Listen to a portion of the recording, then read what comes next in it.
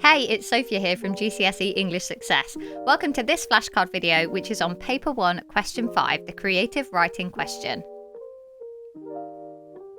If you'd like some more help with your GCSE English, don't forget there's tons of support available for you on gcseenglishsuccess.com. I've also just created a digital PDF with copies of all of the flashcards in this AQA English Language series. The link to it's in the description for this video, so I highly recommend you download it now if you haven't done so already.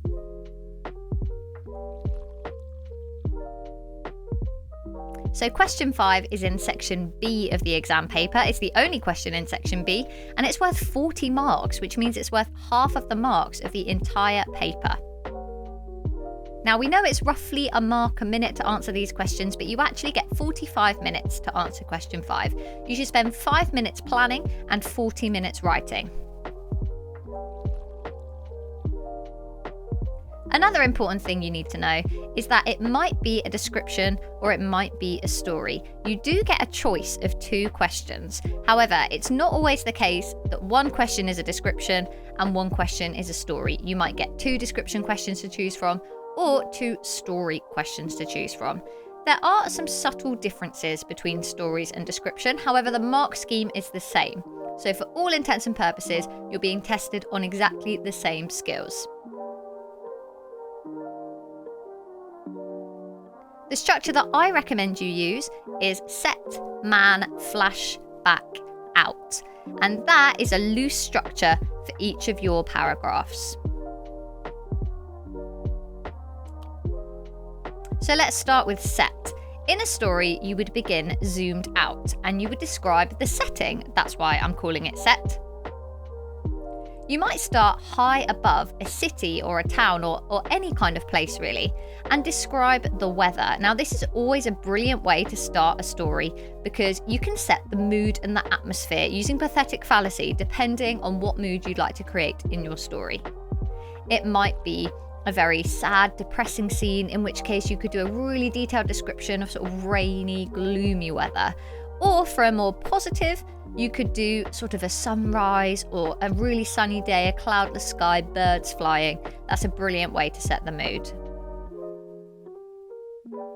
In your next paragraph, we introduce a character. Now, it doesn't have to be a man, it can also be a woman, of course, but that is where you would then drop a character into your story. You need to have them somewhere within that setting that you just introduced, and they need to be doing something. Have them doing something so you can describe how they look when they are doing it. You zoom in and describe them in lots of detail. Then they need to notice something, and that will trigger a flashback, hence the word flash.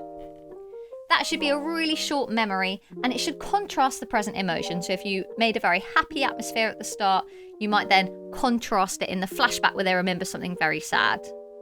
Then you come back to the present, which is the next paragraph, and something has to feel different for that character. Now they've remembered whatever they remembered in their flashback. They might want to sort of do something. They might pick up the phone and call someone. They might change their behaviour. They might throw something away. They might take some kind of drastic action as a result of their memory.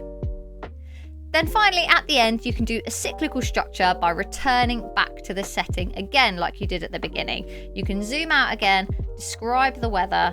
How has it changed? Are you changing the mood now they've had that flashback? How have things changed for them? So having that contrast is a really effective way of structuring a story. So for a description, it's very much the same. You would start by just introducing the setting exactly as we did for a story and establishing a mood and an atmosphere. You can introduce a character or an object in the next paragraph. It doesn't have to be a main character like there is in a story. It could just be an object that you want to zoom in lots of detail. And I recommend, again, attaching a certain emotion to that object. Now, lots of people say, how can you do a flashback in a description? Because objects don't necessarily have memories. But you can go back in time to the same place, the same setting, but when it looked very different, perhaps. Maybe there was a dramatic event that changed the town, or something happened a long time ago that influences how it looks today. So you can create that little contrast there in the flashback so that you have another element to your description. Then you would return to the present. Perhaps you want to zoom in on a new object that now looks different since you saw the place in a different light in the flashback. Perhaps you just want to change the focus, perhaps zoom in and describe something else in lots of detail. And then again, like we did for a story, at the end you zoom back out and you might have a change in mood or a shift in mood as a result of the flashback, or perhaps it's going to stay the same as it did at the start. You might use repetition there to emphasize a cyclical structure. Now, I know I went through that at lightning fast speed. If you would like more help, if you want me to break it down for you step by step, then head over to my website and you can find out all about my online course where I really break it down in detailed videos with an interactive workbook. So if that sounds like something you'd be interested in, you can head to my website, gcseenglishsuccess.com, to find out more.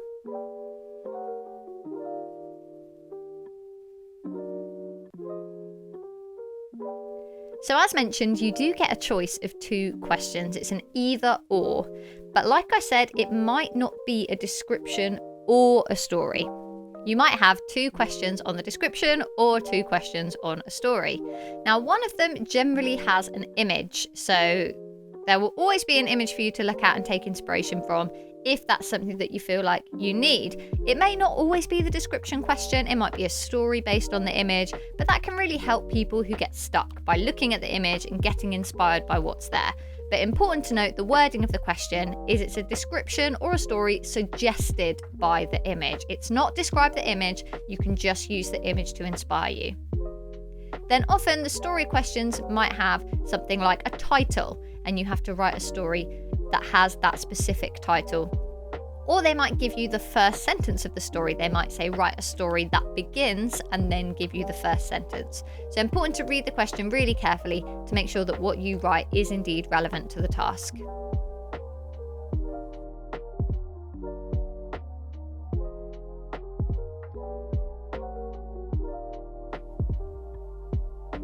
So in this box, I'm writing some mnemonics, which is where you have a word and each letter of the word stands for something that you might need to use in the exam.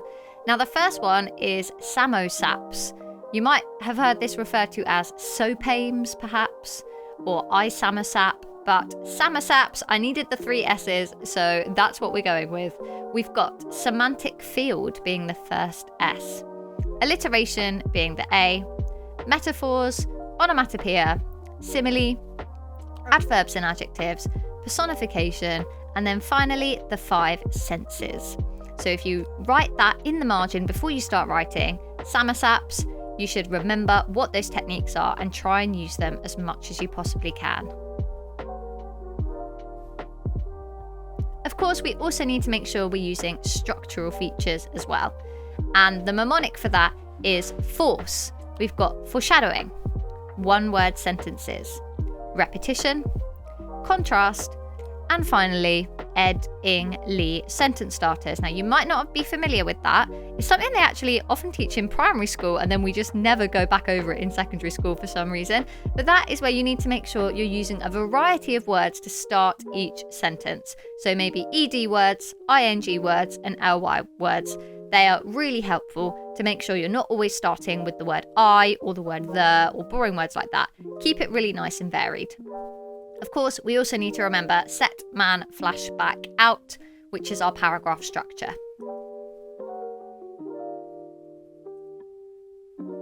Now, we know it's out of 40 marks, but that splits up into 24 marks for content and organisation, and then 16 marks for technical accuracy. And I'm going to break those down so you know exactly what you need to make sure that you do to achieve marks in both of those categories. So content and organisation, you need vocabulary, descriptive adjectives, adverbs, etc. All the most powerful vocabulary you can possibly come up with. You need an engaging plot and good ideas. It has to be a really interesting read for the examiner because they're going to read a lot of descriptions or stories. So the organisation marks come from having a clear structure with good use of structural features. That's where set, man, flashback, out and force come into play. Of course, we also need language techniques used for effect, so that's the SAMOSAPS, but The emphasis really needs to be on using them for effect. So you can't just use a load of similes, it's going to get boring. But linking together similes and metaphors under the same semantic field, for example, can be super effective. Then we've got our 16 marks for technical accuracy. Of course, we need to make sure that we have correct punctuation. If you aren't getting things like full stops and commas and question marks in the right place, that's really going to go against you in the technical accuracy part of the marks. Even if you're pushing yourself and using semicolons, colons, brackets, dashes, if you don't get the basics right, they are definitely going to penalise you. So that being said, we also need to make sure we're using the full range of punctuation for effect. We are spelling advanced words correctly, that we have varied sentence lengths and structures. That's where the one-word sentences will come in. And we need to make sure we are using standard English and correct grammar. So only 1 or 2 things to remember. Of course, this is a super challenging question, but if you can follow the formulas that we've listed on the revision card, you are going to give yourself every chance of success at this question.